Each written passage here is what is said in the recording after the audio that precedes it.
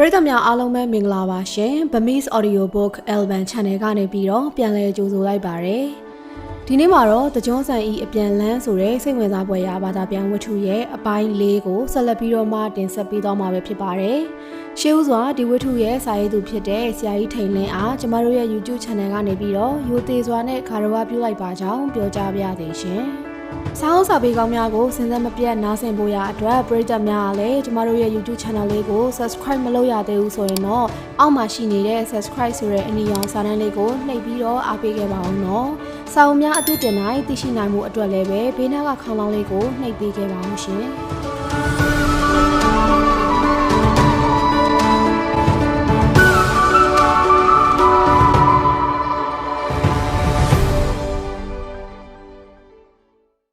အခန်းစနစ်နောက်တရညနေအလုပ်ဆင်းချိန်တွင်ပေါ်သည်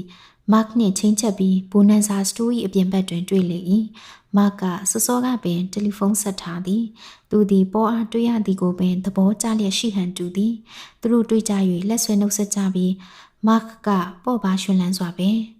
ကျွန်တော်တို့ဒီနေ့ညစားကြမယ်ဟုပြောလိုက်သည်ပေါ်ကဟုတ်ပြီပထမတစ်ခုခုစားကြအောင်ဆိုလားဟုပြောသည်ကျွန်တော်မစားတော့ဘူးညနေ9နာရီကကျွန်တော်နည်းနည်းစားထားတယ်။ဒါပေမဲ့ခမရော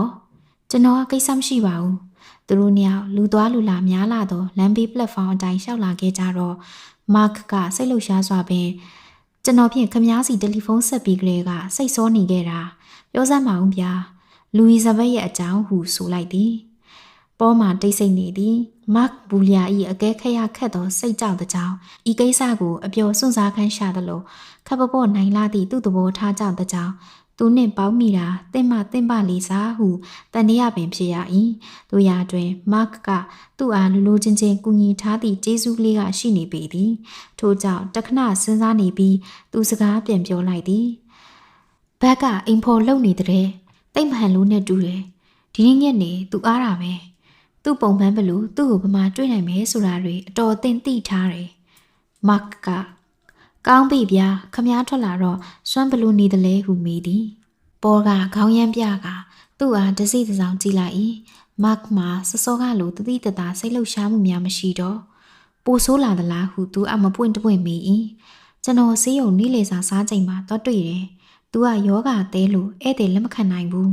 ထို့နောက်သူတို့တိတ်ဆိတ်စွာပင်ပန်းချန်ထဲသို့ဖြတ်၍လမ်းလျှောက်လာကြ၏ထို့နောက်စောင်းရသည့်အတွက်ကာယံထားသဖြင့်ညနေမောင်ရီတွင်အမြင်တစ်မျိုးဆန်းနေသောပင်ခရယုံအနီးမှဖြတ်ကအလှပလှုပ်ထားသည့်ရေအိုင်ကလေးနှုတ်ခမ်းကိုပတ်လျက်မြို့တော်စီပင်တာယာရေးအမှုပညာပြထိုက်နှင့်တဘာဝသမိုင်းပြထိုက်တို့၏အထက်မှမြောက်ဘက်ဂုံဆောင်များစီသို့ရောက်ခဲ့ကြ၏ထိုမှတဖန်သူတို့သည်တပ်ပင်အုပ်သောလမ်းကလေးများပတ်ရန်ထားသည့်အိမ်လှလှကြီးများ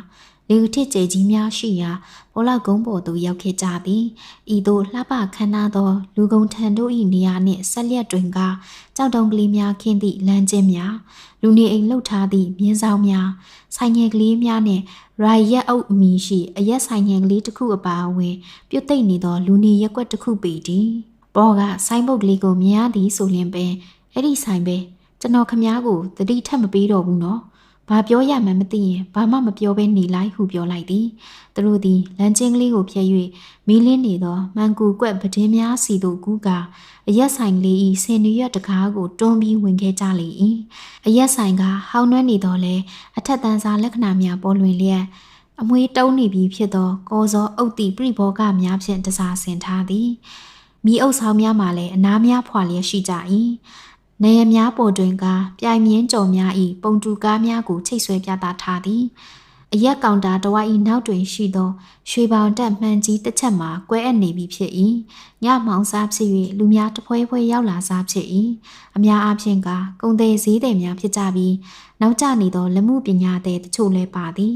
ပေါ်တို့လည်းပြောင်းနေအောင်ပုတ်ထားသောဝတ်တစ်ချစပွဲကြီးတစ်ခုစီသို့သွားကြကပြစ်ခါနှဖန်ခွက်မှာပြီးအခန်းတွင်းသို့တတိကြီးစွာဖြင့်လှည့်ပတ်ကြည့်လိုက်၏ဘောကမတ်ပတ်သို့လဲ၍မရောက်သေးဘူးဗျာသိရသလောက်တော့ကျုပ်တို့ဒီညကံမကောင်းမှုနဲ့တူတယ်ဟုဆိုလိုက်၏သူကဤသို့ပြောလိုက်သည်နှင့်ဆင်ရွက်တကားကလေးပွင့်လာပြီးအမျိုးသမီးတယောက်ဝင်လာကဤဆိုင်သို့လာနေကြဟန်ပန်မျိုးဖြင့်တောင်းကြ သုံးဖက်ပိတ်အကန့်တစ်ခုစီသို့လျှောက်သွားသည်ပေါ်မှာလေပင်ကြောများတင်းလာအောင်ထူးထူးဆန်းဆန်းကြည့်ရင်ကဤအမျိုးသမီးသည်လူဝီဇဘက်ဖြစ်သည်ဟုသိလိုက်၏အမျိုးသမီးသည်အပေါ်စားအကွက်စင်ဝတ်စုံကိုဆင်လျက်လက်အိတ်အဝါနှင့်ခက်ဆန်းဆန်းလက်ပွေအိတ်ကင်လာသည်သူ့ကိုကြည့်ရသည်မှာတာမန်မိန်းမတစ်ယောက်ဖြစ်ပြီးအိမ်ဖော်တယောက်ညနေခင်းအားလက်ချိန်တွင်ထွက်လာမှန်းတိတ်တိတာနေသောကြောင့်ပေါ်မှာရင်ခုန်လျက်ကပင်ဘာလို့ရမှန်းမသိအောင်ခဏမျှထိုင်ငေးနေမိလေ၏အမျိုးသမီးသည်စပွဲတွင်အကျထိုင်၍ဂျင်ခွက်အသေးတစ်ခုမှကလက်ပွေအိတ်ထဲကပစ္စည်းများနှင့်စရင်ရှုပ်နေပြီးမှအရက်ဆိုင်ခန်းအတွင်းလှည့်ပတ်၍မျက်စိကစားလိုက်၏ဘောကအကြည့်ချင်းဆုံမိသောအခါမတိမတာပြုံးပြလိုက်သည်အမျိုးသမီးသည်အနောက်ပြောင်ခံရသည့်အလားတစ်ဖက်သို့လှည့်သွားပြီး2မိနစ်ခန့်ကြာသောစိတ်ဆိုးသည့်ဟန်ဖြင့်သူတို့ဘက်သို့လှည့်ကြည့်ပြန်သည်ဤတစ်ချိန်တွင်ဘောသည်ထိုင်ရမှထကသူထိုင်နေသည့်ကန့်ကလေးသို့သွားလိုက်သည်ဤပြုမှုမျိုးသည်သူ၏စရိုက်နှင့်မိသို့မျှမအဆက်တော်လဲသူ့မှာရင့်ကျက်တည်ငြိမ်လျက်ရှိသဖြင့်အိန္ဒြေရလာပေသည်ထို့နောက်အေးလူလူပင်နှစ်လိုပွဲအပြုံးဖြင့်နှုတ်ဆက်လိုက်၏အမျိုးသမီးကခဏမျှငြိမ်နေပြီးကျမကိုနှုတ်ဆက်နေတာလားဟုမေးလိုက်၏ဟုတ်ပါတယ်ခမည်းတယောက်တည်းဆိုရင်ကျွန်တော်တို့အဖော်ရှိအောင်လာလို့ရမလားလို့ပါကျမတယောက်တည်းမဟုတ်ပါဘူးကျမမိတ်ဆွေတယောက်ကိုစောင့်နေတာပါအော်သူဒီညလာနိုင်ချင်မှတော့လာနိုင်မှာပေါ့လေမိုးချောက်ကအလုပ်လုပ်နေရတာရှင်သူကတကယ်အရေးပါတဲ့လူမဟုတ်လားသူလာနိုင်မယ်မဟုတ်ပါဘူးထားလိုက်ကြပါစို့လေသူ့အဖို့အဆုံးရှုံးဟာကျွန်တော်တို့အဖို့အမျက်ပေါ်တခုခုတောက်ပါဟင်းမတောက်ပါဘူးကျမတောက်လိတော့မရှိပါဘူးဒါပေမဲ့ရှင်ကတောက်စီခြင်းနော်ဘောသည်ပခုံးပေါ်မှကြော်၍မတ်အားလက်ပြယူခေါ်လိုက်သည်မတ်လည်းသူ့ဖန်ခွက်ရောဘောဤဖန်ခွက်ပါယူ၍အခန်းကန့်လေးစီသို့ရွှေ့လာခဲ့၏ကျွန်တော်တငယ်ချင်းနဲ့မိတ်ဆက်ပေးပြစီတွေ့ရတာဝမ်းသာပါတယ်ရှင်ကျမကပ်ပြားမိလာခဲ့လို့ကျမနာမည်ကမစ္စဘတ်ပါတယ်ရှင်သူတို့အားလုံးထိုင်မိကြတော့အမျိုးသမီးသည်နောက်သို့အနှဲငယ်ဆုပ်၍အထက်တန်းစားအမျိုးသမီးကြီးတို့၏ဟန်ပန်းဖြင့်သူ့အဝတ်ကိုတက်ရက်အောင်ပြုတ်ပြင်လိုက်ပြီးအရက်ခွက်ကိုဟန်ပပကင်လျက်မောချလိုက်လေသည်ကဲဒီတစ်ခါကျွန်တော်အလဲကဲဘာတောက်မလဲဟုမတ်ကမေးတော့လူဝီစ်ဘတ်ကကျမကတော့တောက်လက်စအတိုင်းပဲရှင်ဂျင်ပေးပါဟုဆိုလိုက်၏မိမိအသေးဆွဲကလေးလားဟုဆိုကမတ်ကချိုးရွှင်စွာပြုံးပြလိုက်သည်လူဝီစ်ဘတ်ကပြန်မပြုံးပြချေသူ၏မျက်လုံးပြအစုံသည်နည်းနည်းကြီးမဟုတ်တော့လေသူတို့နှစ်ယောက်အားကဲခတ်တယ်လို့ကြည်လျက်ရှိ၏သူ၏မျက်နှာမှာဖြူရော်ဖြစ်ပြီးအသားရည်ကျန်းသည်ပေါင်နာထူထူဖို့ထားသောနှာခေါင်းပေါ်တွင်ဝင်းညင်းပေါက်ကြီးများမှာထင်ရှားလွန်းနေပေသည်သူ၏ကလေးပစုပ်လုံးဘာဖန်ဖောင်းနှစ်ဖက်မှာပါဇက်အစွန်စီတွင်ခြိုက်လျက်ရှိသောကြောင့်သူ၏နှုတ်ခမ်းပပဆဆူကလေးများ၏ထူးခြားသောဟန်ဆောင်အပြုံးကလေးများမှာအပြုံးရိပ်ကင်းမဲလာသောသူ၏မျက်နှာနှင့်မလိုက်ရောအောင်ဖြစ်နေ၏သူ၏နဖူးမှလည်းကျင်းလွန်းလာပေသည်အမျိုးသမီးအတွက်တောက်เสียရောက်လာသောအခါပေါ်ကသူ၏ဘီယာခွက်ကိုမြောက်ကကဲကံကောင်းပါစေဟုဆိုကဆူတောင်းလိုက်၏မတ်ကအခုလိုညနေမျိုးမှာတောက်ရတာဘာနဲ့မှမတူအောင်ကောင်းနေဗျာမိတ်ဆွေတွေကြီးဆိုရင်ပေါ့လေစိတ်ရှင်လန်းစရာပေါ့ရင်ငွေ့စရာနေ့စဉ်အလုပ်တွေကိုမိထားလို့ရတာပေါ့ဟုပြောလိုက်သည်အမျိုးသမီးကသူ့ကိုယ်သူတက်ရအောင်ပြုံး၍ထိုင်လိုက်ပြီးမိန်းမတို့အိမ်ထရီရွှေပေးလို့မရဟန်မျိုးဖြင့်ကျမက9နာရီပြန်ရမှာနော်ဒီနေ့ညတော့ကျမတခြားဘက်ကိုမှလမ်းထွက်ရှောက်နေနိုင်မှာမဟုတ်ဘူးဒီနေ့ညတော့မဖြစ်ဘူးဟုသတိပေးတယ်လို့ဆိုလိုက်သည်ဘောကခပ်ပေါ့ပင်အေးပေါ့လေနောက်တစ်ခါတော့ကျွန်တော်တို့ဒီတစ်ခါထက်ကံကောင်းမှာပေါ့အဲ့ဒီခါကျတော့လူချင်းကလည်းပုံမူရင်းနှီးလာကြမှာပေါ့ဟုပြောလိုက်သည်အမျိုးသမီးကဤစကားကိုအသေးချာစဉ်းစားကပေါ်နှင့်မတ်တို့အားတလဲစီစိုက်ကြည့်နေလေ၏ရှင်တို့ကြည့်ရတာတကယ်လူကြီးလူကောင်းတွေလို့ဆိုရမှာပါပဲတချို့ကတော့အတင်းရောအဓမ္မရောပဲဟုပြောပြီးပေါ်ဘက်သို့အမှုမဲ့အမတ်မဲ့မဟုတ်ပဲလက်ချီကရှင်နဲ့သူတနေရာမှာများတွေ့ဘူးသလားလို့ဟုမေးသည်ဘောကမတွေ့ဘူးပါဘူးခမရဟုဖြေလိုက်၏မတ်ကသဘောကောင်းစွာရှင်းလိုက်ပြီးမတွေ့ဘူးတော့သူ့ဖို့ပြောစရာကပိုများလာမှာပေါ့လေဟုထောက်ပေးလိုက်သည်ပေါ်လဲအလွန်ဖြက်လက်သောတတိဖြင့်ဗတ်ဤအကြွားဝါကလေးများကိုမြောက်ပင့်ပေးလိုက်သူ့ဟန်ထုံမှုကလေးများကိုလေးစားဟန်ပြလိုက်သူသည်ပေါ်လောက်တောင်ကုန်းပေါ်ရှိအရာမအိမ်ကြီးတအိမ်ဤအိမ်မှုထိမ့်သိမ်းရသည့်မြို့သမီးကြီးဖြစ်လေဟန်ရှင်းလင်းပြသနေသည်ကိုယုံကြည်ချီးမွမ်းပြလိုက်နှင့်စကားအဆက်မပြတ်အောင်လေပင့်ပေးရလေရှိသည်အတော်ကလေးတောက်မိသောအခါဘက်မှငကိုကထားလာခဲ့သည့်တတိများ လွတ်စပြုလာကသူ၏အထက်တန်းစားဟန်ပန်ကပိုကဲလာတော့၏ထို့နောက်ချက်ချင်းဆိုသလိုပင်အမျိုးသမီးသည်သူ့ကိုယ်သူတနာလာကသူ၏မျက်လုံးချင်ချောင်ကလေးထဲတွင်မျက်ရည်များပြေလာပြန်သည်ရှင်တို့လိုလူကြီးလူကောင်းတစ်ယောက်နဲ့တွေ့ရတာကောင်းပါရဲ့ရှင်ကျမတွေ့ဘူးတဲ့တချို့လူတွေလိုမဟုတ်ဘူးကျမမပြောတော့ပါဘူးလေကျမကလည်းတကယ်အမျိုးသမီးကောင်းဆိုတော့ကျမအခုပြောတာတွေဟာလည်းမပြောသင့်ဘူးပေါ့ကျမကလည်းတကယ်တင်းကျပ်တဲ့စီးကန်းနဲ့ကြီးပြင်းခဲ့ရတာရှင်သိရဲ့လားပညာသင်တော့လေပြင်သစ်မေဒီလာရှင်ကျောင်းတစ်ကျောင်းမှာပေါ့အိုလေအဲ့ဒီမေဒီလာရှင်ကျောင်းမှာကတိတ်ဆိတ်ပြီးငြိမ်သက်နေတာပဲပေါ့ဒီလာရှင်တွေဟာလည်းတိတ်ချစ်ဖို့ကောင်းတာသူတို့ကလည်းကျမကိုတိတ်ချစ်ပြီးလက်သက်မွေးထားကြတာပေါ့လူဝီစာဘိညာနဲ့ပြောမဆုံးကြဘူးပေါ့တစ်ချိန်လုံးပါပဲရှင်တီလာရှင်ဆရာတော်မကြီးကဆိုရင်ကျမကိုယူဆိုင်မဆုံးပါဘူးမနဲ့ဆိုအိယာထဲမနဲ့စာပို့ပေးတာကအစညဝတ်အင်ကြီးဇာနာတက်ပေးတာအထိအကုန်လုပ်ပေးတာကျမကလည်းပြင်သစ်သွေးဆက်တဲ့လူဆိုတော့တခြားလူတွေနဲ့တော့မတူဘူးပေါ့ကျမသာအခွင့်အရေးအကုန်ရမယ်ဆိုရင်ဘလို့ဖြစ်နေမလဲဆိုတာသူတို့အားလုံးသိကြတာပေါ့သူတို့ကကျမဘလို့ကန်ဆိုးမိုးမောင်ကြားခဲ့ရတယ်ဆိုတာလေသိကြလို့နေမှာပေါ့လေဟုပြောရင်းက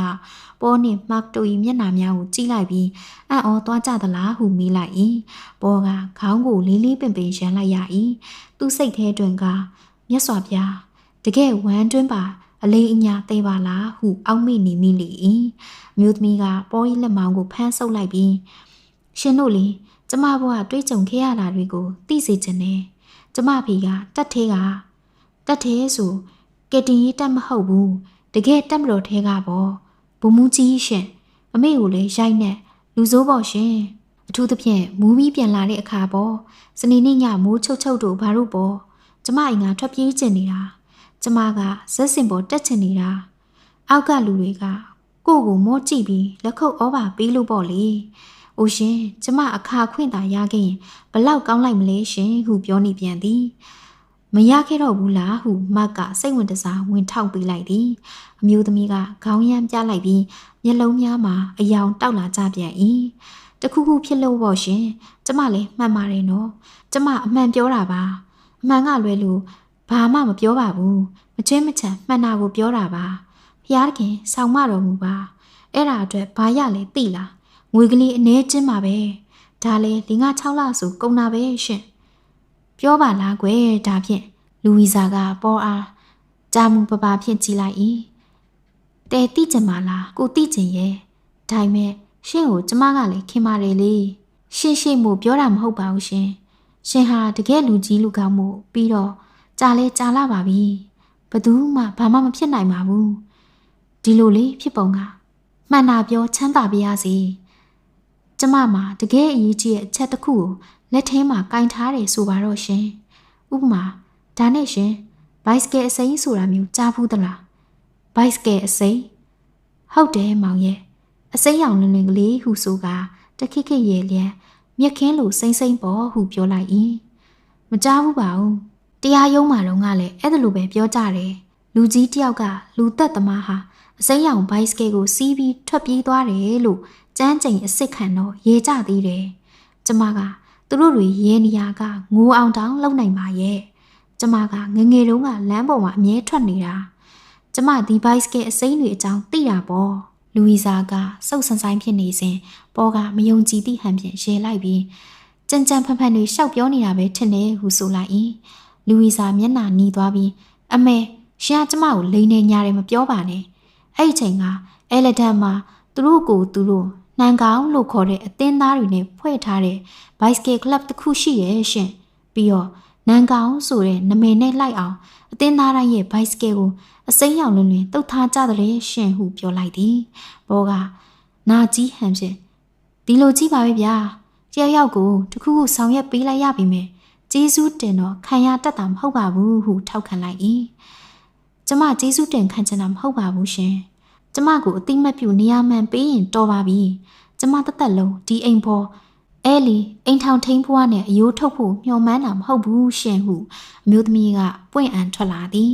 ဘောကအိန္ဒိယတွင်တိတ်ဆိတ်စွာနေရမည်ကိုသိတော်လဲမကအင်ဒရီမဆောင်နိုင်အောင်စိတ်ဝင်စားလာသဖြင့်ရှေ့သို့ကုန်းက ကျွန်တော်တို့ကိုအားလုံးပြောပြပါလားဗျာဟုထောက်ပေးလိုက်သည်ဤတွင်အားလုံးတိတ်ဆိတ်သွားသည်ပေါ်လဲနှုတ်ခမ်းကိုကိုက်ကမျက်နှာကိုငုံထားလိုက်ရသည်ဘက်လဲဘူးလျာအားလှဲကြည့်ကဖန်ခွက်ထဲကအရက်ကိုအပီးတက်၍ထိုင်ရမှထားလိုက်သည်အချိန်ကြည့်မိကြလားကျမသွားရတော့မယ်ပေါ်သည်သူ၏ဒေါသကိုဖုံးကွယ်လျက်အမျိုးသမီးအားဖေးမကူညီပေးလိုက်သည်ထို့နောက်ပတ်စံရှင်းပေးပြီးစင်နရွက်တကားမှထွက်ကစောင်းလျှောက်ရင်းလိုက်လာခဲ့သည်ဒီညတဲသားရတာပဲဟုဆိုကကြိမ်များကိုမော်ကြည့်လိုက်ပြီးကျွန်တော်တို့အိမ်ကိုလိုက်ပို့ပေးမယ်လေဟုဆိုလိုက်၏အမျိုးသမီးကခိတ္တဆိုင်ငံ့နေပြီးအတန်ကြာမှခွင့်မပြုခြင်းပြုခြင်းနဲ့ပြုလိုက်၏ကောင်းပြီလေဒါပေမဲ့ဝင်းတကားအထိပဲနော်ဒါပဲသူတို့သည်ကြောက်တုံခင်းလမ်းများမှခွာ၍ခြောက်သွေ့ပြီးလူရှင်းနေသောမြို့စွန်လမ်းများတိုင်းလျှောက်ခဲ့ကြသည်လူဝီဇာသည်ပေါ်နှင့်မတ်ဘူလျာတို့အကြားမှခွာမြင့်ဖက်နှက်နှင့်လမ်းတိတ်အောင်ရှောက်ရင်းလမ်းပြ၍လာခဲ့၏ပေါ်လေလူဝီဇာအားရှေ့ကထပ်ပို၍ဂယူးဆိုင်ကအကြိုက်ကိုလိုက်၍ပြောလာ၏မကြမီပင်သူတို့သည်ထိတ်တိထားသောတစ်ပင်တန်းနှစ်တန်းနှင့်ရင်းတို့အလုံးမှဝင်းကြီးခြံကြီးအလယ်မှအုတ်ကျွတ်နီမိုးအိမ်များစီသို့သွားသောတစ်ပင်အုပ်လမ်းမကျိန်များအတိုင်းလျှောက်ခဲ့ကြသည်အစိုးမအင်ကြီးရှိတွင်လူဝီဇာဘက်ကရက်လိုက်သည်အဲ့ဒီအိမ်ပဲရှင်ပေါ်ကလှလိုက်တဲ့အင်ကြီးပြားဟုကြီးမွမ်းလိုက်သည်လူဝီဇာဘက်ကတွေးကြည့်သွားသလိုဟုတ်ကဲ့ကျမအော်ဆွတ်မိသားစုနဲ့နေတယ်လေတကယ်တိမ်မွေးတဲ့လူတွေပါရှင်ပေါ်ကဖြစ်ရမှာပေါ့လေ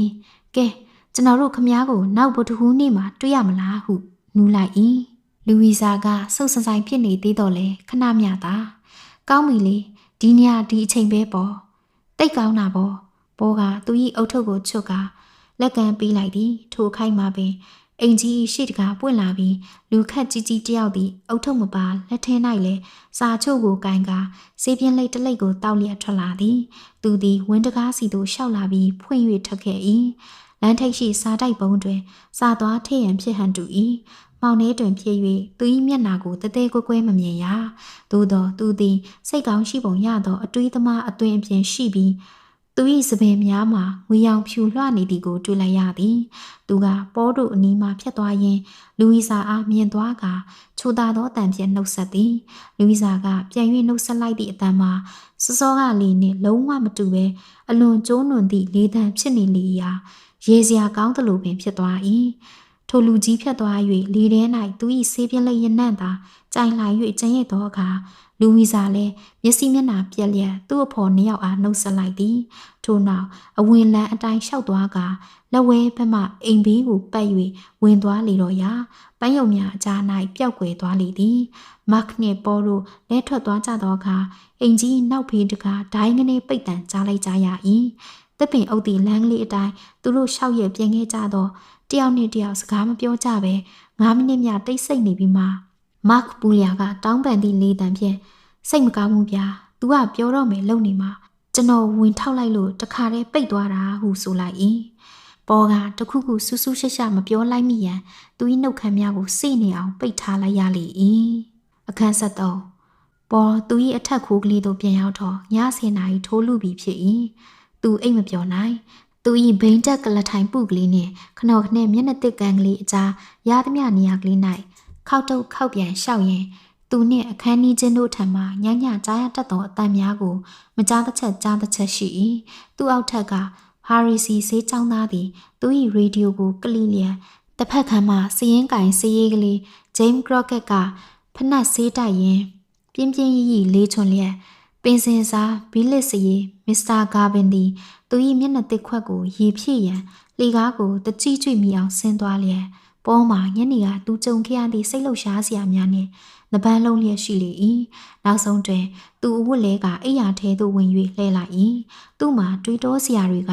ခေါင်းထဲတွင်ပလုံစီထနေပြီးလှုပ်စရာအလုပ်များအတွက်စိတ်သက်ကြွလျက်ရှိလေရာတညလုံးကောင်းစွာအိမ်မပျော်နိုင်ပဲရှိလေသည်နနက်အာယုံတက်၏လင်းရောင်ကြီးမြင်ကလေးများသည်အိမ်ခေါမိုးများပေါ်သို့တန်း၍အိတ်ခမ်းပတင်မှုံညင်ညင်များမှစိတ်ဝင်လာသောအခါသူ့မှာဝမ်းသာသွားလေသည်ထိုနေ့ကတနေ့လုံးဘိုနန်ဇာစတိုးတွင်သူ့အတွင်းနှင့်သူစိတ်ပင်ပန်း၍နေခဲ့သည်လီနာအင်တာဆန်ကစားတောက်ဆိုင်ဘက်မှသူ့အတွက်နီးလေစာယူလာတော့သူကခါတိုင်းလိုအားရပါရမစားသည်ကိုလီနာကသတိပြုမိပြီးသူနှင့်ဘာမှမဆိုင်သလိုတင်းငိမ်စွာ ဝက်ပောင်ချောင်မကြိုက်ဘူးလားဟုမေးသည်ဘောကသူ့အတွင်းနဲ့သူငေးနေရမှတတိယကမောကြည့်လိုက်ပြီးအာယူ၍ပြုံးပြလိုက်သည်ကြိုက်တယ်ဒီနေ့သာတိတ်ဆာမနေလို့ဟုပြန်ပြောပြီးမင်းငါ့ပေါ်မှာကောင်းလွန်းပါတယ်ဟဲရစ်ကနီးလေစာရမယ်လို့သာပြောတာတကယ်တော့မင်းကကောင်းကောင်းမွန်မွန်လုပ်ပေးမှဖြစ်တာဟုဆိုလိုက်၏ဒါကနီးလေစာအစ်စ်မဟုတ်တာပဲရှင်အသားညက်ပေါင်မုတ်လောက်နဲ့ဘယ်သူဝါပါမလဲရှင်ညနေစာတော့စားသေးတာပဲမဟုတ်လားပေါ်မငင်းသူ့မှာတွေ့တော့စရာတွေတပြုံကြီးရှိရကလီနာကယခုလိုလာရက်ပြီးသူ့အားစကားပြောနေသည်ကိုသဘောကျမိလေသည်သူပြောနေပုံမှာပပေါ်ဆဆမဟုတ်စိတ်ထဲကမပါတော့လဲကတ်တင်တင်ခတ်မမပြောနေရတယ်လို့ပုံမျိုးဖြစ်၏ပေါ်ကစကားမပြောဘဲသူ့အားစိုက်စိုက်ကြည့်နေတတ်သဖြင့်ကြာတော့ရင်းနှီးမှုရသွားသလိုရှိသဖြင့်သူကစ၍စကားပြောလိုက်ခြင်းဖြစ်ပေမည်တယောက်နဲ့တယောက်အဖို့ကင်းမဲ့သည့်အဖြစ်ကိုရိပ်မိကြပြီးဘဝတူခြင်းရင်းနှီးမှုဖြင့်စကားပြောခြင်းလည်းဖြစ်ကောင်းဖြစ်မည်ရှင်တဲခုခန်းမှာတယောက်တည်းနေတာထင်တယ်ဟုတ်တယ်မင်းကောဟင်းကျမအင်မတန်ကန်ကောင်းပါတယ်ဟုဆိုကကြွားဝါသည့်အရေးကလေးများသူ့မျက်နှာပေါ်သို့တန်းလာပြီးကုံစည်းလန်းကုန်းမြင့်ပေါ်ကမိတ်ဆွေတယောက်ရဲ့အိမ်မှာအခန်းနှခန်းနဲ့အင်မတန်ကောင်းတဲ့နေရာတစ်ခုရထားတယ်ဟုပြောလိုက်၏ဒါဆိုမင်းကအတော့ကိုတာဝန်ကြီးတာပဲလီနာကခေါင်းငိတ်ပြပြီးတစ်ဖက်သို့လှည့်သွားသည်သူ၏ညှို့မောင်သောမျက်လုံးတို့သည်တစုံတစ်ခုသောဘဝအဆုံးရှုံးကိုဖော်ပြလျက်ရှိဟန်တူပေသည်ရပါတယ်ကျမအလုပ်ကြိုးစားတာပဲညစာထမင်းစားပွဲကြီးတွေဘာတွေရှိရင်ကျမထွက်အလုပ်လုပ်တာပဲအခကောင်းကောင်းရတယ်ရှင်ဘောက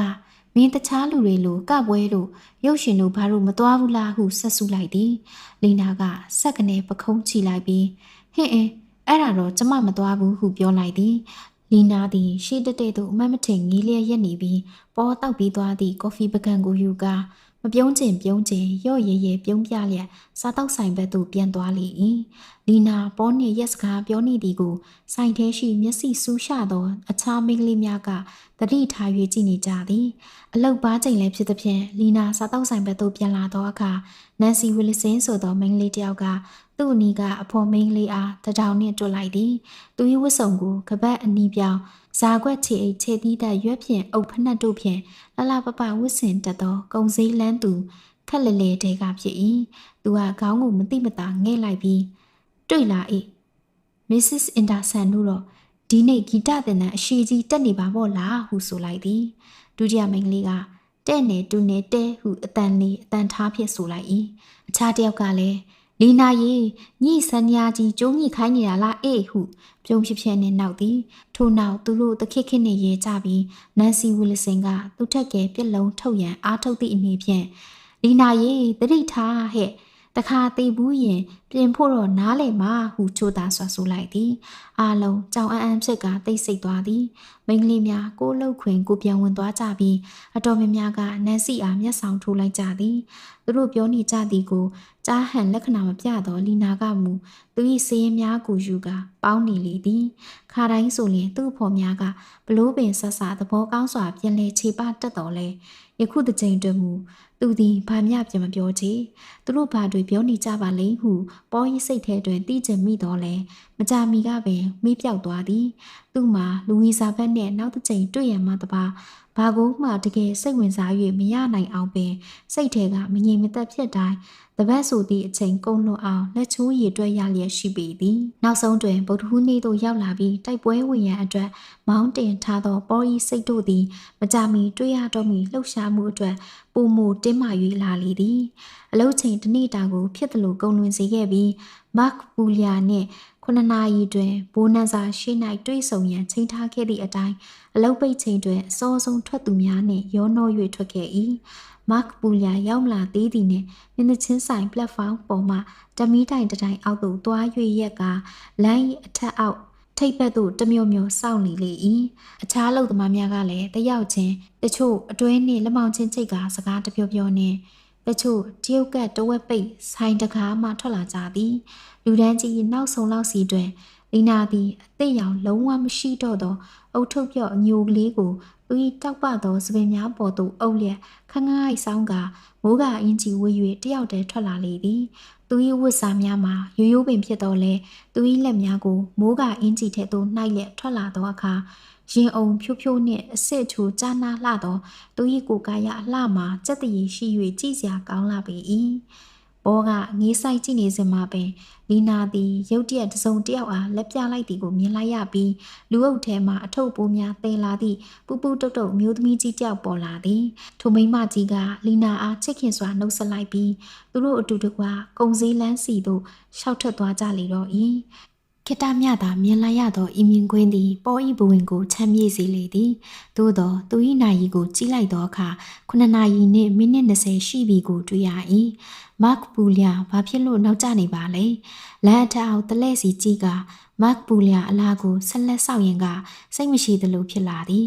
9နာရီခွဲ၍လဲမတ်ပူလျာကပေါ်မလာသဖြင့်စိတ်မရှိစရာတွင်ပူပန်စရာဆင့်လာပြီးနာရီကို10မိနစ်တစ်ခါလောက်ကြည့်မိ၏နောက်ဆုံး၌သူမဆောက်နိုင်တော့ပဲမျက်မှောင်ကျုပ်လျက်စာကြည့်တိုက်ဘက်စီသို့ခတ်တုတ်ရှောက်၍ထွက်ခဲ့လေတော့၏10မိနစ်ခန့်အတွင်းသူရောက်သွားပြီးမတ်အားအလုတ်စပွဲ၌ပင်တွေ့ရလေသည်ဘောကအရေးတကြီးပင်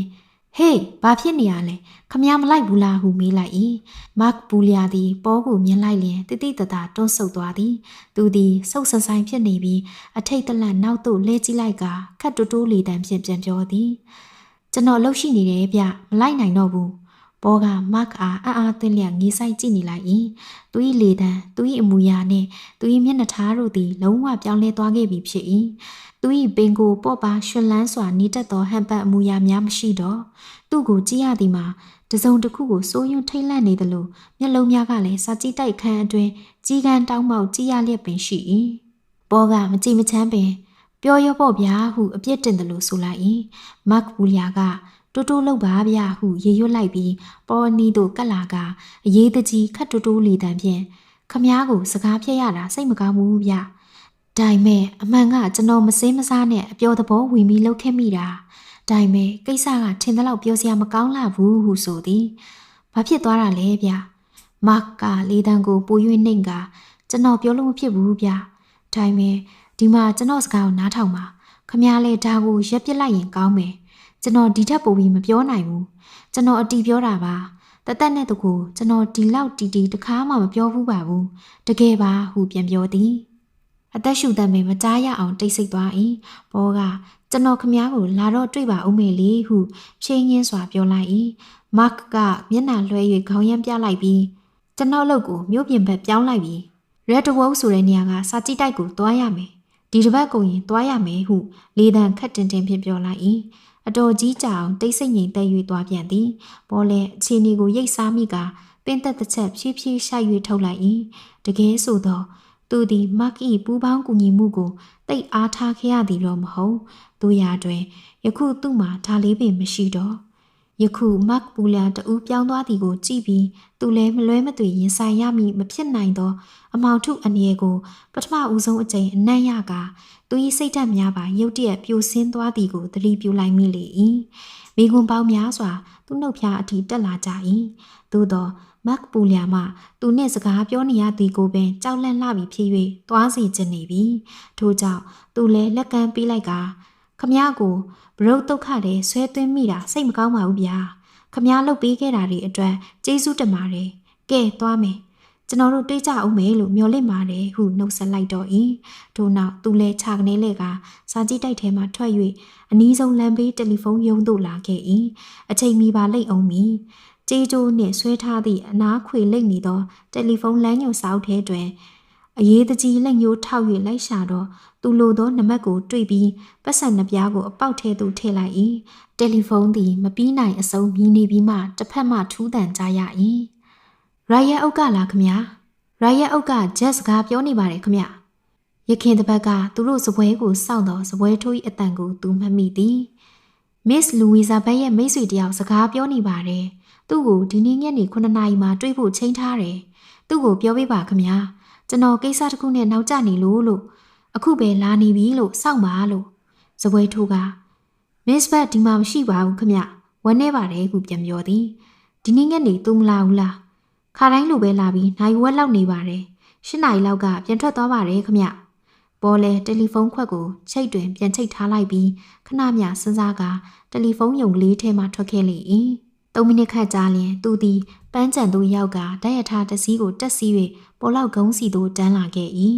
ထိုကုန်းပေါ်မှအစွန်ဆုံးအိမ်ကြီးရှိရာသို့ရောက်သောအခါသူ၏နာရီက8 နာရီခွဲကိုပြလျက်ရှိ၏အိမ်ရှိမျက်နှာစာမှာမှောင်လျက်ရှိ၏သို့သောအပေါ်ထက်ဘေးပတင်းတစ်ခုတွင်မီးရောင်မြင်ရ၏ပေါ်လေဝင်းတကားကိုဖွင့်ကာအဝင်လန်းအတိုင်းလျှောက်ခဲ့၏ထို့နောက်သူ့စိတ်ကိုသူတင်းကာဘေးဘက်သို့ပတ်၍လျှောက်သွားပြီးနောက်ဘေးတကားတစ်ခုကိုခောက်လိုက်၏ချက်ချင်းဆိုသလိုပင်အိမ်ထဲမှခွေးဟောင်တန်ကြားရပြီး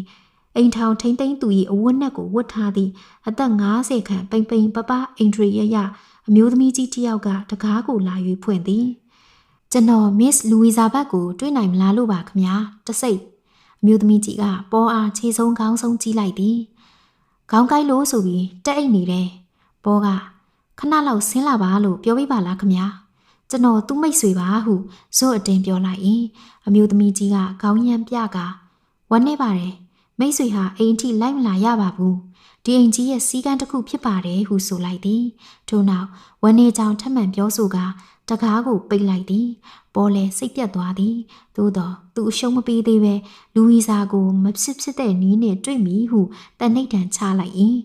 ညသည်ကြည်လင်အေးမြလျက်ကျဲများတလက်လက်တောက်ကတလောကလုံးမှုံဝါးဝါလင်းလျက်ရှိသည်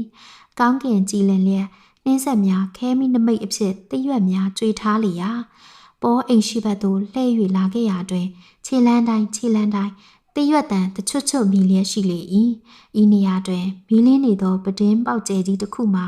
ညအလှကိုကြီးဖို့လာတော့မသည်ခန်းစည်းများပိတ်မထားသဖြင့်အတွင်းကလူများကိုမြင်နေရသည်တယောက်မှာရခင်တစ်ပတ်ကစာထွက်ထဲ့စဉ်သူမြင်ဖူးလိုက်သည့်အိမ်ရှင်လူကြီးဖြစ်ပြီးနောက်တစ်ယောက်မှာမမွန်ရီရီနှင့်သဘောကောင်းပုံရသောသူ့ဇနီးဖြစ်ကြောင်းသိတာ၏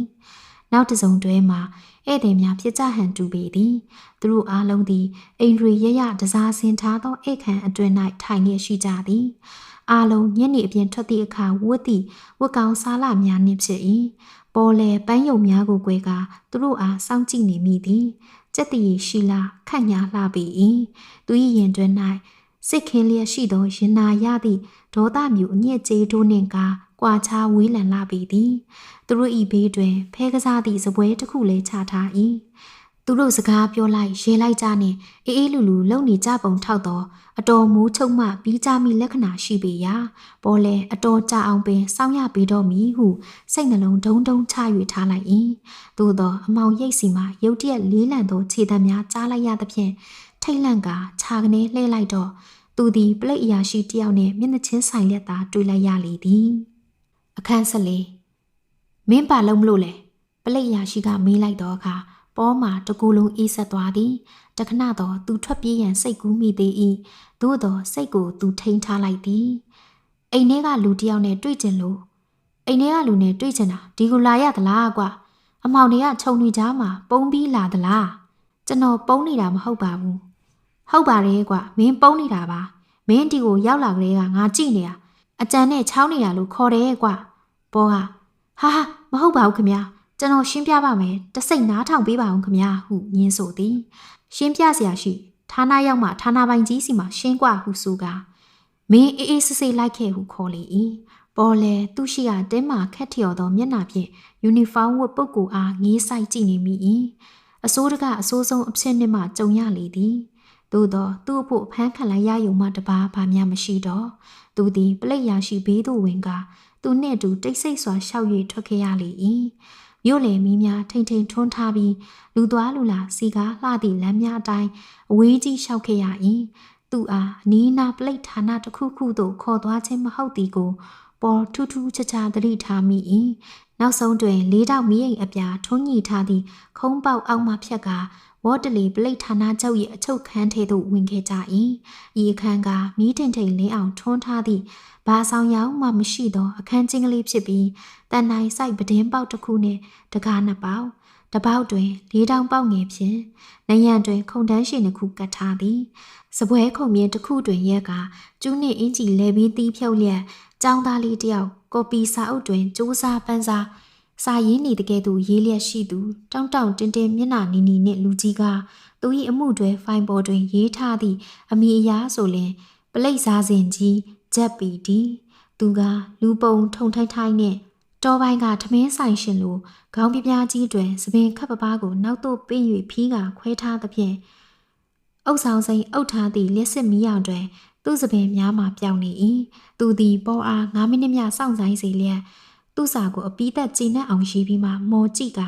စာမျက်နှာလှန်လိုက်ပြီးမှကဲဆိုစမ်းဘာဖြစ်လာတာလဲဟုမေးလိုက်၏သူသည်ထုံးစံအတိုင်းစက်ရုပ်ကဲ့သို့အလုတ်တောင်ဝင်ဆောင်ရွက်နေကြအတိုင်း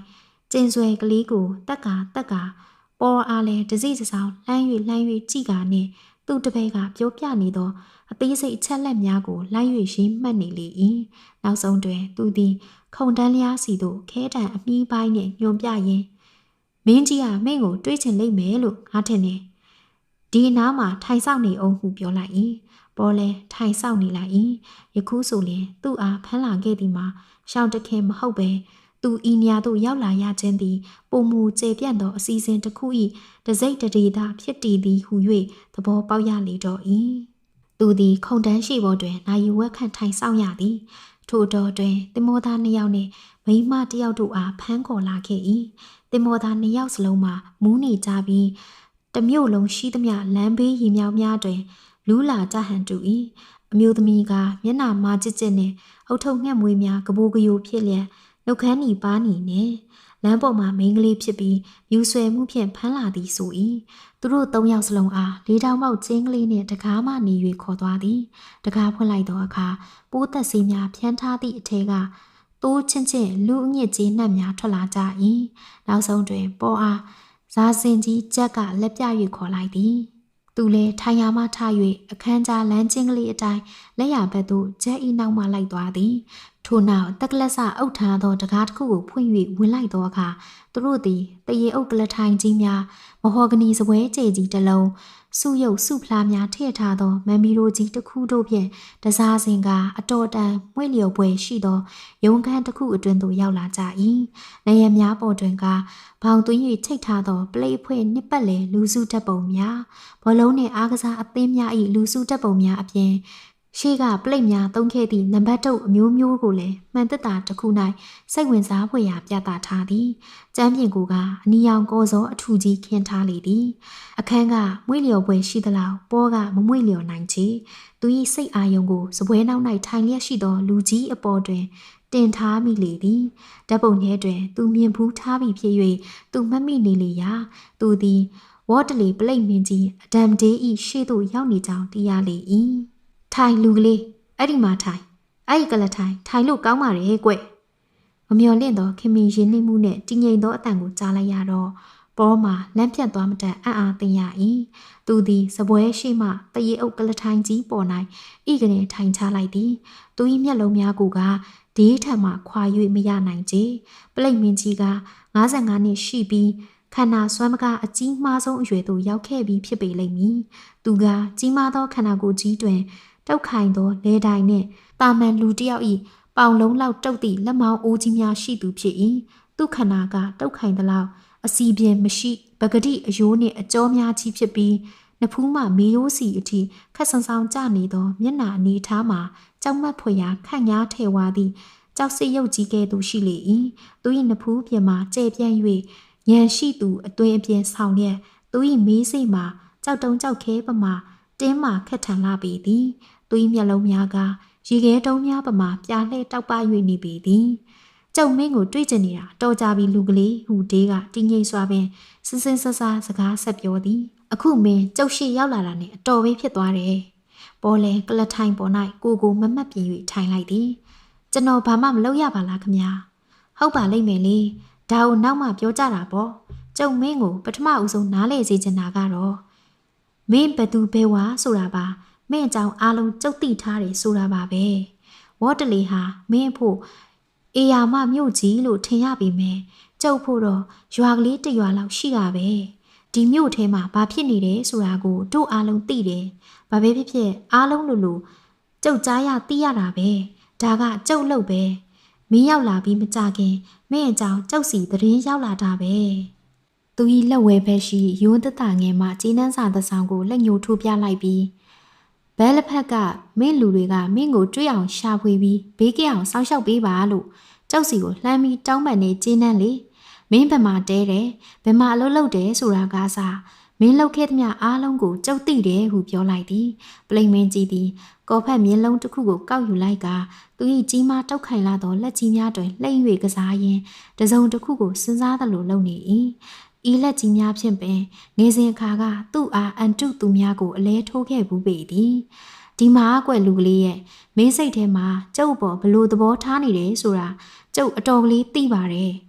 မင်းမှာမုံတီးစိတ်တွေအပြည့်ဖြစ်နေတယ်ကျုပ်ဟာမင်းဖေကိုတသက်တချွန်းထောင်ချလိုက်တဲ့လူကျိုးစင်ပေါ်တောင်တင်တော့မယ်လို့လှုပ်တဲ့လူပေါ့ဒါကမင်းဘက်ကနေပြီးမြင်တဲ့အမြင်ပေါ့ကဲတခါကျုပ်ဘက်ကနေပြီးမြင်တဲ့အမြင်ကိုပြောပြစီအောင်လေဒီလိုပါကျုပ်ကကျုပ်ရဲ့အလုပ်ကိုကျုပ်လုပ်တာပဲတက်တည်ထောက်ထားတွေတိတ်ထင်ရှားနေတော့ဒီကိစ္စနဲ့ပတ်သက်လို့ကျုပ်မှတခြားရွေးချယ်စရာမရှိဘူးကွယ်မင်းအဖေဟာကျုပ်လက်ထဲရောက်လာပြီးအပြစ်ကျသွားရတဲ့လူပေါင်းများစွာထဲကတယောက်ပဲတကယ်ဆိုရင်ကျုပ်တာကိုအားလုံးမေ့တောင်နေပါပြီအခုမင်းလာမှာဒေကခိတရက်နားလိုက်ပြီးသူ၏မျက်လုံးအစုံ၏ရှိသမျှအင်အားဖြင့်ပေါ်အားစူးစိုက်၍ကြည့်နေလိုက်သည်လူအများစုရဲ့အဖွဲ့အစည်းကိုကာကွယ်စောင့်ရှောက်ဖို့ကျုပ်ဒီနေရာကိုရောက်နေရတယ်လူအဖွဲ့အစည်းဟာမှန်တာကိုလှုပ်တဲ့လူတွေရဲ့မှားတာကိုလှုပ်တဲ့လူတွေရဲ့လို့နှမျိုးနှစားကွဲပြားနေတယ်မှားတာလှုပ်တဲ့လူတွေကိုတရားဥပဒေအရအရေးယူဖို့နဲ့မှန်တာလှုပ်တဲ့လူတွေရဲ့အသက်စည်းစိမ်အိုးအိမ်ကိုကာကွယ်ပေးဖို့ကကျုပ်ရဲ့အလုပ်ပဲမင်းတာကိုသဘောပေါက်ရဲ့မဟုတ်လားသဘောပေါက်တယ်ဆိုရင်မင်းကိုကျုပ်တက်တဲ့ပဲမေးချင်တယ်ဟုဆိုကခိတမြရက်နာနေပြီးသူ့လက်ထဲကမျက်လုံးကိုပေါ်ဘက်သို့ညွှန်ကမင်းဘယ်ဘက်ကလဲအဲ့ဒါမင်းကိုမင်းပြန်မေးလိုက်စမ်းမင်းကိုမင်းငြိမ်ဝတ်ပြပြရေးကိုစောင့်ရှောက်တဲ့အင်အားစုရဲ့တစ်ဖက်တစ်လမ်းမှာထားတယ်ဆိုရင်နောက်ဆုံးမင်းဒုက္ခတွေ့ရလိမ့်မယ်အခုကိုပဲမင်းဘာဖြစ်လာခဲ့တယ်လဲကြည့်ညအချိန်မတော်အိမ်ရှင်တို့ရဲ့ခွင့်ပြုချက်သဘောတူညီချက်မရပဲတိတောင်မတိပဲနဲ့အိမ်ကြီးတဲ့အိမ်ရဲ့ဝင်းထဲမှာမတူတူလုံနေတာတွေ့ခဲ့ရပြီဒါနဲ့ပဲမင်းကိုဖမ်းချုပ်ထားနိုင်ပြီအေးကျုပ်ကတရားတွေဘာတွေနဲ့ဆွဲကျင်တာမဟုတ်ဘူးနော်ဒါပေမဲ့ကျုပ်တို့ဒီမှာကာကွယ်ခြင်းဟာကုစားခြင်းထက်ကောင်းတယ်လို့ဆိုတဲ့မုံမြတ်တဲ့မူနဲ့အလုံးလုံးနေတာကွယ်ဒီတော့ဒီလိုလုပ်ရင်ဘာဖြစ်တတ်တယ်ဆိုတာမင်းကိုသတိပေးနေတာနော်မင်းအကျိုးအတွက်မင်းကိုနားလဲအောင်ပြောနေတာခိတမြရက်နာလိုက်သည့်အချိန်တွင်ပေါ်မှာတကူလုံးတောင်းလျက်တိတ်ဆိတ်စွာပင်ထိုင်နေမိသည်အစကသူစကားပြောရန်ကြံရွယ်ခဲ့သည်သူ့ယုံကြည်ချက်ကိုစိတ်ရောကိုယ်ပါပြောမိဤမှုနှင့်ပတ်သက်၍သူ့ဘက်ကအမြင်ကိုကုံစင်အောင်ပြောမိအကျိုးတင်အကြောင်းတင်တင်ပြမိအမှားများကိုထောက်ပြမိရှင်းပြမိဟုစိတ်ကူးဖြစ်ခဲ့၏သို့သောသူ၏အတွင်းစိတ်ကရှိုးဝဲနှက်နေသောအမျော်အမြင်ဖြင့်သူ့အားတားလိုက်သည်ကျုပ်အနေနဲ့မင်းကိုအကြံဉာဏ်ပေးမယ်ဆိုတာတော့တဲ့ပြီးမလျော်ကန်လာပါဘူးကွယ်ဒီအတန်မှာစေနာမမှန်နဲ့အကျိုးတင်အကြောင်းတင်ရှိသည်ကိုမငင်းသာသို့ပေမဲ့ကျုပ်ပြောတာကိုနားထောင်ပါမင်းအမေရှိရာဘဲလက်ဖက်ကိုပြန်သွားပါအလောက်ကောင်းကလေးတစ်ခုကလည်းမင်းကိုစောင့်နေတယ်ပြီးတော့အမျိုးကောင်းသမီးမိန်းမချောကလေးတစ်ယောက်ကလည်းမင်းကိုစောင့်မြုံနေတယ်လို့ကျုပ်သိရတယ်ဘဝရဲ့အယုတ်ဆိုတဲ့အပိုင်းတွေကိုရှောက်ပြီးမှွေနောက်မနေခြင်းပါနဲ့တော့ကွယ်ကြားလားကျုပ်မှလည်းသားတွေသမီးတွေနဲ့ပါပဲလူစိတ်ရှိပါတယ်မင်းကိုအန္တရာယ်မဖြစ်စေချင်ဘူးအဲ့ဒါပါပဲမင်းအခုဒီမျိုးကထွက်သွားပြီးဘယ်တော့မှပြန်မလာပါနဲ့အဲ့ဒါအကောင်းဆုံးပဲကွသူကသွားတော့ဟုလက်ပြလိုက်ပုံမှာတူတူတန်းတောင်းမဟုတ်ပဲခင်မင်ဖော်ရွေစွာနှုတ်ဆက်လိုက်တဲ့ကဲ့သို့ရှိ၏ပေါ်လေစကားတခုမှမပြောဘဲထိုင်ရမှထ၍ဇင်းကြံကလေးနှင့်အချုပ်ခန်းတို့ကိုအနောက်ရှက်မရှိဖြတ်ကအပြင်ဘက်သို့ထွက်ခဲ့သောအခါညလေအေးလေးကိုရှူလိုက်ရ၏သူလွတ်လပ်ပြီးတကူလုံးချွေးများဆူရွှဲလျက်ခတ်သွက်ရှောက်၍ထွက်ခဲ့၏ပလိတ်မင်းကြီးကပွင့်ပွင့်လင်းလင်းပြောလိုက်သည့်စကားများဖြစ်သည်ကိုတန်တရားဖြစ်เสียမရှိသူရာတွင်သူ၏အတွေ့များအစီငေါမတဲ့နိုင်ရှိသည့်ကြားတွေကပင်သူ၏အတွင်းသဘောတနေရာစီတွင်ဒီပြောလိုက်သမျှကိုမနစ်မြို့နိုင်သည့်စိတ်ကလေးကတသွင်သွင်စီးဆင်းလျက်ရှိသည်ကိုတွေးလိုက်ရ၏သူသည်မမှန်တာကိုမလုပ်လွတ်လပ်သောဤတိုင်းပြည်တွင်သူ့အားမိသူတဦးတယောက်ကမှအာနာဖြင့်စီပိုင်ခွင့်မရှိသူသည်ဒေးဤတောင်းဆိုချက်ကိုမလိုက်ရောနိုင်မလိုက်ရောတော့မလိုက်ရောနိုင်ုံသာမကသူဘာကြောင့်ဤသို့တောင်းဆိုလိုက်သည်နည်းဆိုသည့်အကြောင်းရင်းကိုစဉ်းစားမိလျင်ပေါ်ဤရင်ထဲတွင်မခံချင်စိတ်များပုံမူပြင်းထန်လာကလွန်ခဲ့သည့်ရက်တော်ကြာကပင်သူတွေးတောနေခဲ့သလိုပုံမူထိရောက်သောလုပ်ငန်းစဉ်တစ်ခုခုကိုလိုက်ရန်ဆန္ဒသည်ပုံမူကြီးမားလာခဲ့လေ၏ ဤကိစ္စသူ့မှာအကြံကောင်းညံကောင်းရရန်အလင်းလိုလာသဖြင့်ညအချိန်မတော်သည်ကိုပြုမထားနိုင်ပဲငါခုချက်ချင်းစွမ်းကိုသွားတွေ့မယ်သူကတော့ဖြည်းဖြည်းစဉ်းစားလုံးလို့ပြောတာပဲဒါပေမဲ့ဒီလိုဖြစ်မယ်ဆိုတာကို तू မသိဘူးဒီဝေါ်တလီမာတဲ့ငါအပိတ်ဆို့ခံရမယ်ဆိုရင်ဒီထက်ထိရောက်တဲ့ဓာတ်ရိုက်ချင်းကပ်မှုလိုတယ်အထက်ကိုရောက်အောင်တက်နိုင်မှရမယ်လို့ပြောတာလေ तू ပဲမဟုတ်လားဟုတော့ပါစဉ်းစားလိုက်၏လူချီတိတ်ဆပြုတ်ပြီးဖြစ်သောလမ်းများအတိုင်းခြေလမ်းကျဲကျဲဖြင့်အမြန်လျှောက်လာခဲ့ပြီးသူသည်ဆေးရုံသို့ရောက်လာခဲ့၏အဝအတွင်သူဝင်ခွင့်တောင်းသောအခါတကားဆောင်အဖိုးကြီးကပထမသူ၏မှတ်ပုံတင်စာအုပ်ကြီးထဲတွင်လက်ညှိုးဖြင့်ထောက်၍ရှာလိုက်ပြီးမှမျက်မှန်မဖြုတ်ပဲမောကြည့်ကခေါင်းကိုဖြင်းရင်းစွာရန်လိုက်၏Swam Jane Swams စိတ်မကောင်းပါဘူးကလေးရဲ့သူ့နမိတ်ကိုစည်ရင်ထဲကအပီးပိုင်ဖြတ်လိုက်ရပြီကွယ်ဒီကနေ့ညနေ4 နာရီကပဲဆုံးရှာတယ်ငြိမ်ငြိမ်သက်သက်ပါပဲဒူနီညမိုးချချုပ်တွင်ပေါ်သည်အကြာကြီးထိုင်၍စဉ်းစားပြီးဆုံးဖြတ်ချက်တစ်ခုကိုချလိုက်၏သူသည်စာတစ်စောင်ကိုရေး၍လန်ဒန်မြို့ဝက်မင်စတာသို့လိပ်တက်ပြီးထည့်လိုက်လေသည်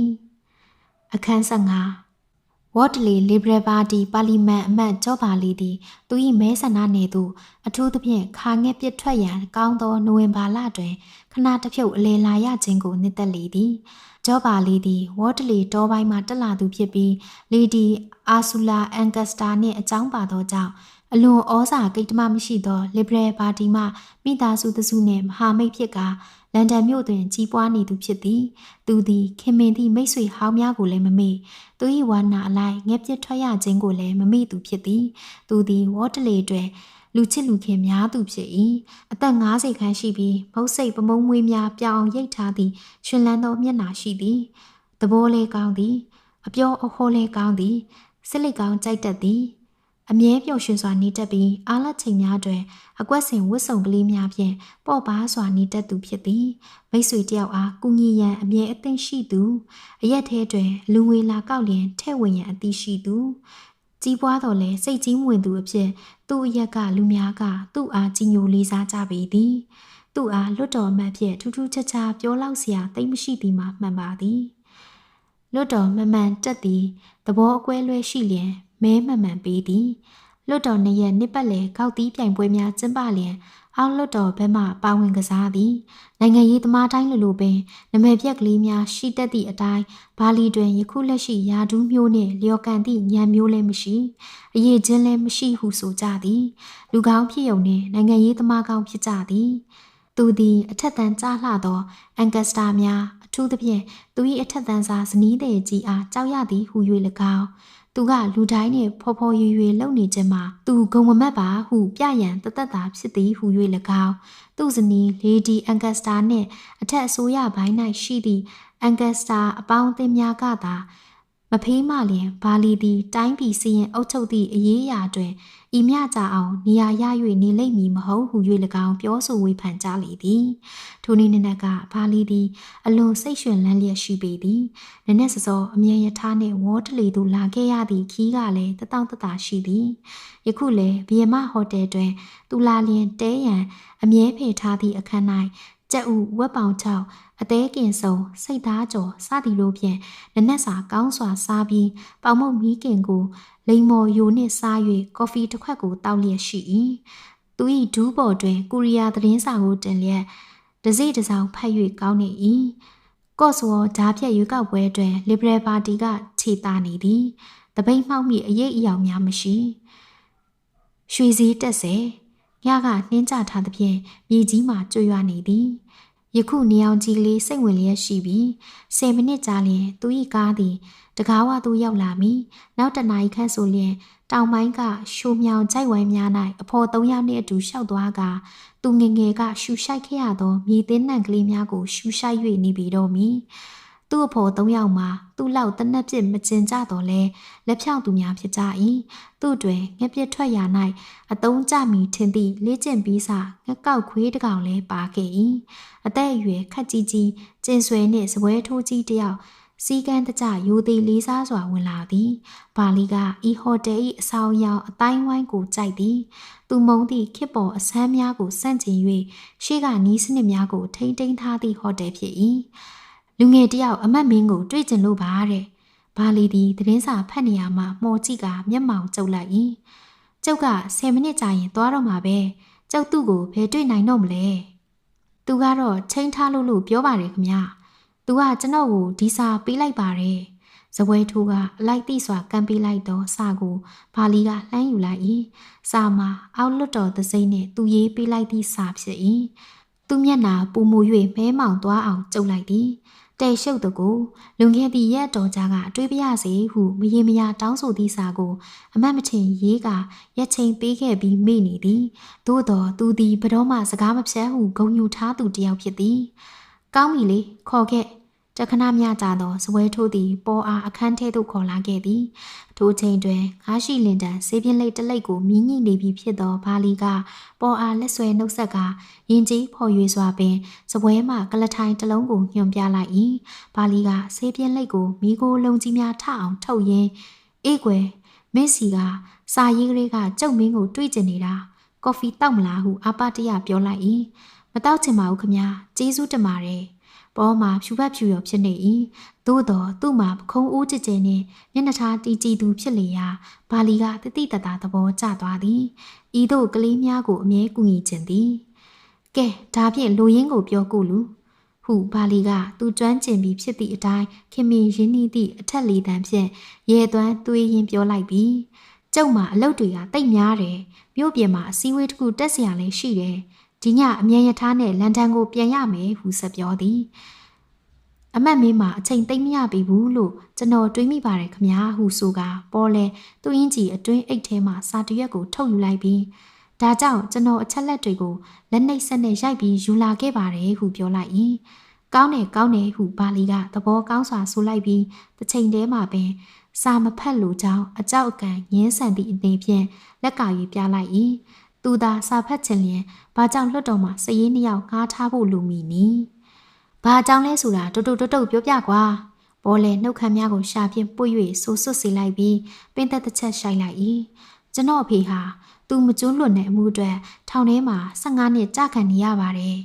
ဘာလီလဲပါဇက်ဟောင်းလောင်ပွင့်သွားကမျက်လုံးများပြူးထွက်လျက်မနစ်သက်စရာကိုရုတ်တရက်တွေ့မြင်ရသည့်အလားပေါ်အားစိုက်ကြည့်နေလေ၏တို့ရတွင်ပေါ်အားသူ့အားစကားပြောခွင့်မပေးဘဲသူပြောချင်နေသည့်စကားများကိုမှန်မှန်ဆက်ပြောသွားလေ၏အစတွင်ဘာလီကသူ့အားပိတ်ပင်ပြစ်လိုက်တော့မိကဲ့သို့ရှိပြီးသူ၏မျက်နှာကြီးမှာအိုဒီထက်အိုလာက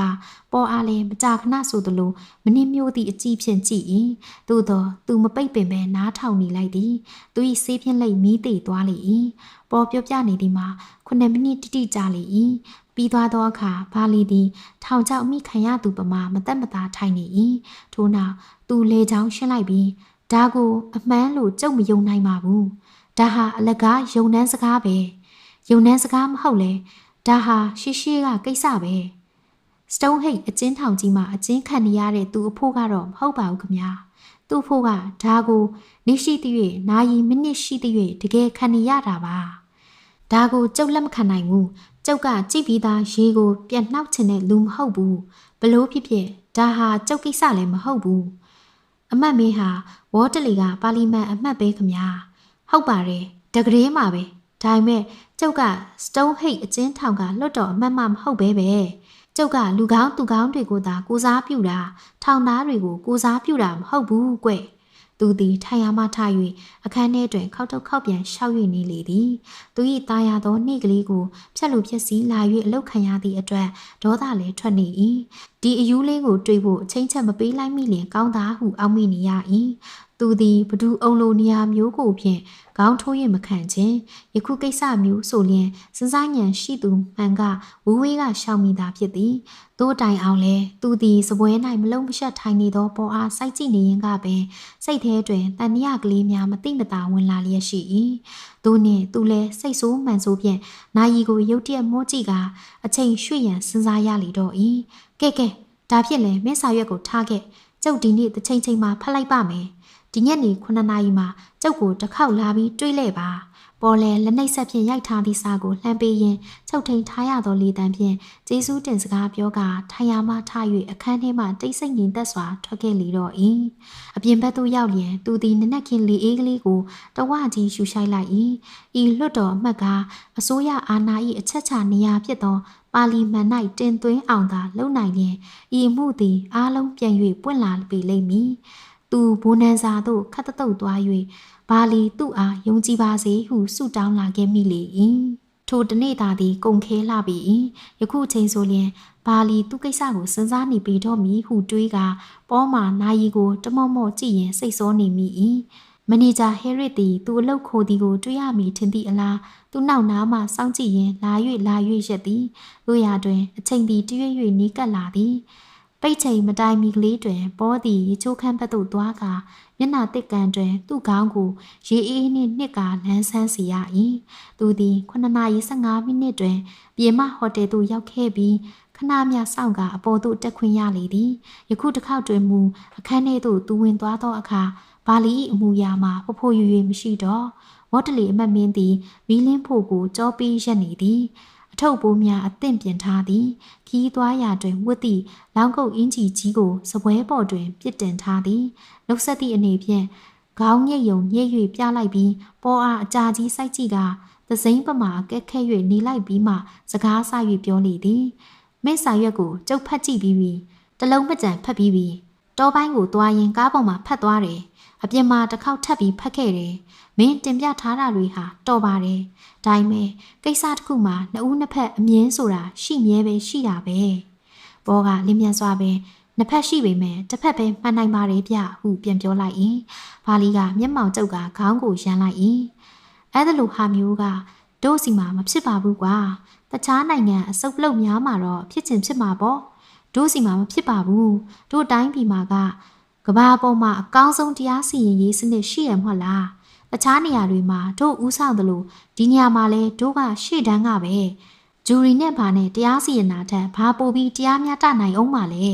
မြတ်စွာဘုရားဒီစနစ်ကြီးဟာနှစ်ပေါင်း900ကျော်လာခဲ့ပြီကွာဒါကြောင့်မကောင်းတာလည်းဖြစ်နိုင်ပါတယ်ခင်ဗျဟုဘောကအတန်ကိုနှိမ့်၍ပြောရင်းကျွန်တော်လည်းဒီအကြောင်းကိုအများကြီးစဉ်းစားဖို့ပါတယ်ခင်ဗျာဟုတ်ပါတယ်ကျွန်တော်အနေနဲ့တော့ဂျူရီဖွဲဆိုတာဘာမှဉာဏ်မရှိဥပဒေလည်းမရှိစိတ်ပညာဆိုတာလည်းယုံရှေ့နေအပြောဟောကောင်းရင်လည်းယုံဆိုတဲ့လူမျိုးတွေနဲ့ဖွဲ့တယ်လို့မတွေးမိဘူးလားခင်ဗျာဟုဆိုလိုက်သည်မြတ်စွာဘုရားမင်းကရှေ့နေအမတ်ချုပ်ကြီးကိုတပုတ်လေးလွင်ပြောတော့မလို့လားဟုဘာလီကဆိုလိုက်၏ပေါ်လေသူနေ့စဉ်ညစဉ်တနှုံနှုံဖြစ်အောင်မနစ်မြို့ခဲ့သည့်စိတ်များကယခုအခါတွင်အမြုပ်တစီစီထမတက်ရင်တွင်း၌ပွာလာပြီးဖြစ်သဖြင့်တရားခံအဖြစ်ရုံးတော်ရှိကိုရောက်လာတဲ့လူကိုကျိုးစင်တင်ပြီးတတ်နိုင်မှသူ့အလုပ်ဝတ်တရားကြေပွန်မဲဆိုတဲ့အခစားအစေခံတယောက်ကိုကျွန်တော်အနေနဲ့တာမန်တောက်ဖြုတ်သမားအာနာသားတယောက်ထက်ဘာမှပိုပြီးရိုသေလေးစားထိုက်တယ်လို့မထင်ပါဘူးခမညာဟုပြောချလိုက်၏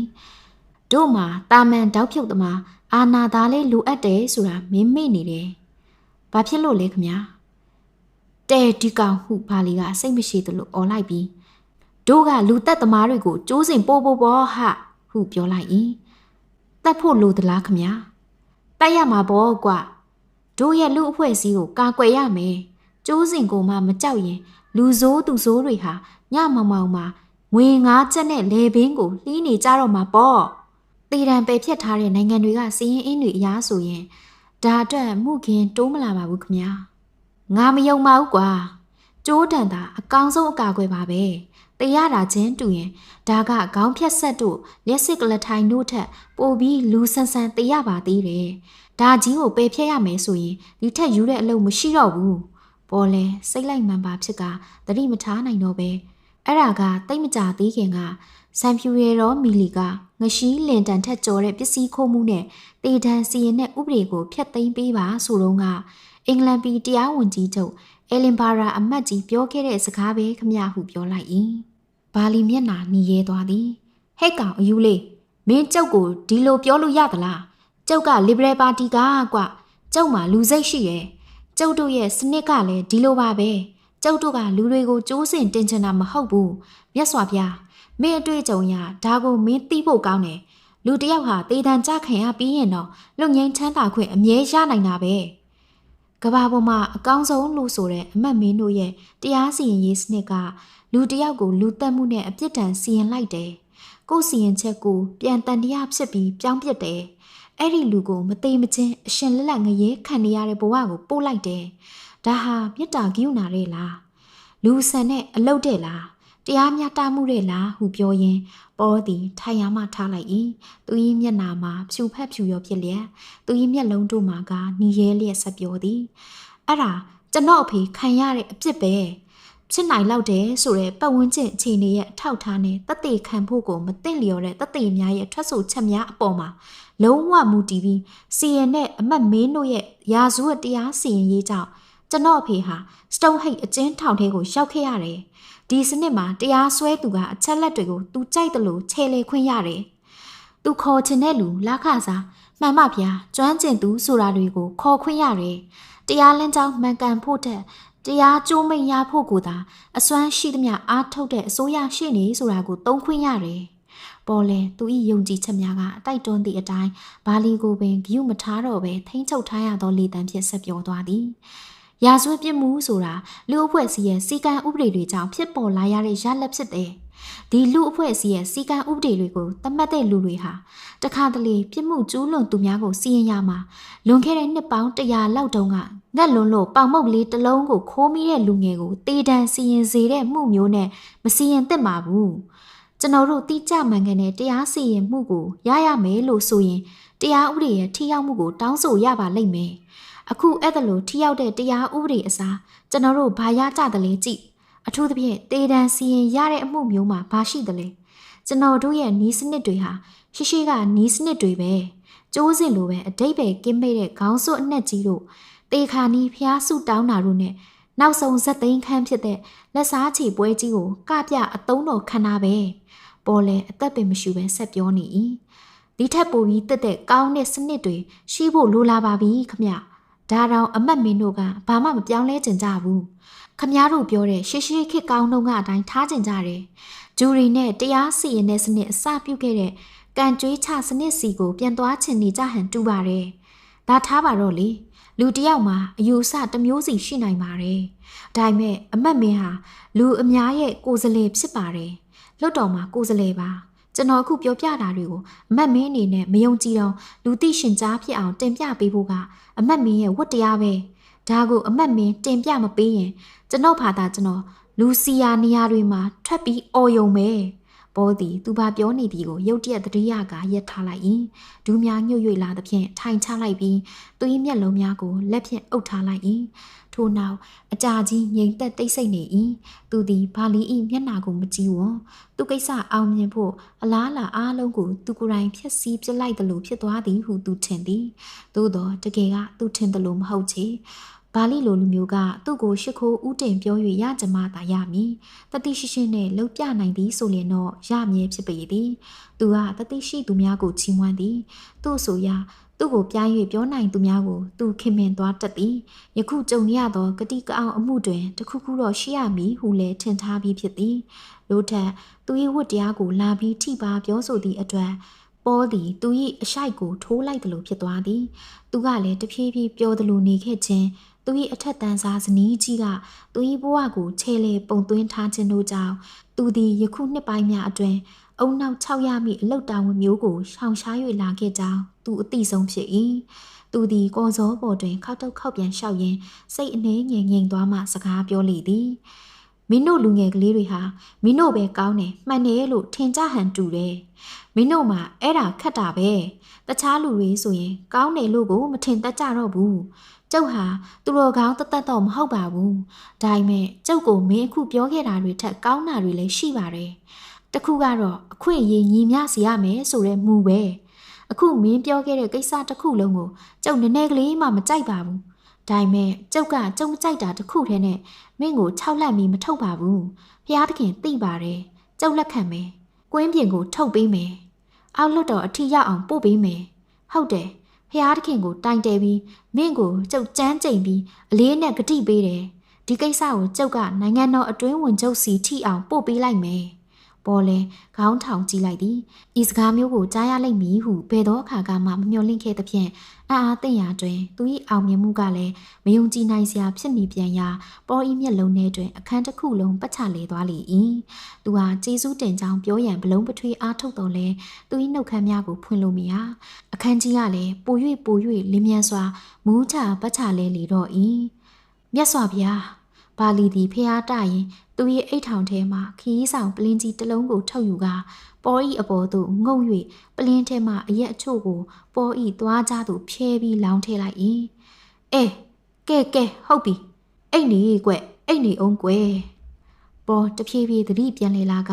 မျက်နှာပေါ်တွင်သွေးရောင်ကလေးပြန်ရောက်လာသည်ကိုဘာလီကဂီယူနာတက်စွာစောင့်ကြည့်ရင်းသူကိုယ်တိုင်လည်းပလင်းကြီးထဲမှအရက်ကိုတငုံပြီးတငုံဖောတီငုံလျက်ရှိ၏ပေါ်ကယခုကဲ့သို့ပြင်းထန်ဖြစ်လိုက်တော့သူ့မှာရှိသမျှဒေါသကလေးများလွင့်စင်သွားကသူငကိုစိတ်အတိုင်းတတောင့်တတပြန်ဖြစ်သွားသည်ထို့နောက်မှဤမတရားမှုကြီးရှင်းလင်းသွားခြင်းဆိုလျင်သူ့မှာကလပ်တင်ပြောစရာပုံကောင်းရပြီဟုတွေးနေ၏စောက်ယူလေးတခါတည်းကျုပ်ရဲ့ခြေရင်းမှာပုံလဲတာပဲဗျာဟုပြောနေသည့်သူ့အတန်ကိုသူကြားရောက်နေ၏သို့တော့အချိန်ကတရွေ့ရွေ့ကုန်ခဲ့၏မင်းနေကောင်းသွားပြီလားကျုပ်လည်း၈နာရီရထားမီသွားရမယ်ပေါ်လေလူးလဲထားလိုက်ပြီးဘာလီကကမ်းပေးလိုက်တဲ့လက်ကိုမကြည့်ပဲဖမ်းဆုပ်လိုက်၏ထို့နောက်မိနစ်အနည်းငယ်ကြာသောအခါပေါ်မှာနားထဲကတဝီမီလျက်ရင်ထဲ၌လည်းပီတိတွေရှမ်းလျက်လမ်းထဲသို့ထွက်၍ရှောက်ခဲ့လေတော့သည်